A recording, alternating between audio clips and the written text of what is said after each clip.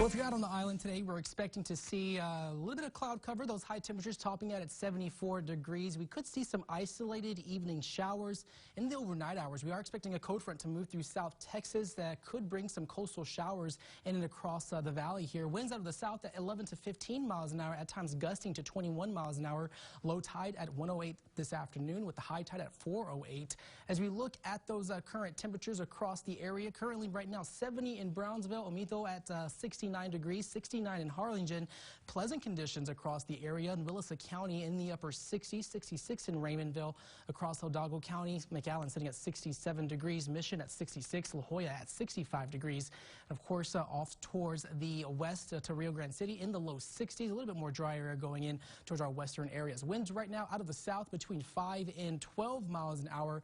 We're going to see that wind shift late this evening, but we're expecting that cold front to bring us cooler conditions, expecting for tomorrow. Looking at that temp trend for the next 7 days, highs tomorrow only topping out in the low 60s, 68 for Christmas Day, and then that warming trend to more pleasant conditions back into the picture for this weekend. Looking at the big picture across the nation, we do have that front that's splitting the country in half. Front's currently moving through the state of Texas. There's some snow behind this front, and from Nebraska to the Dakotas, we're not really going to expect to see any rain chances or any type of precipitation for us here across the valley. But as we look at that temperature trend for the entire state, expecting those cooler conditions mainly around the midnight hour towards 1 o'clock in the morning.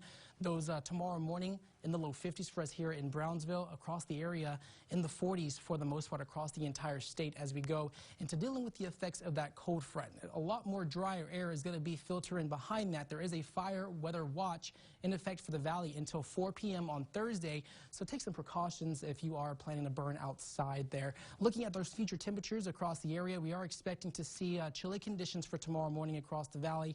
Highs only getting up into the low 60s. Friday morning, a little bit on the cold side. We could see some temperatures in the 30s and then warming up into the 40s in those later morning hours, but those temperatures remaining in the picture for the rest of this afternoon. Looking at the next 7 days, expecting that front to move on through, that warming trend to take place as we head into this weekend. Not really expecting much of any type of weather pattern for this rest of this weekend into the start of next week, but as we head into looking at that 7-day forecast, expect to see those temperatures once again topping out at 85 for today.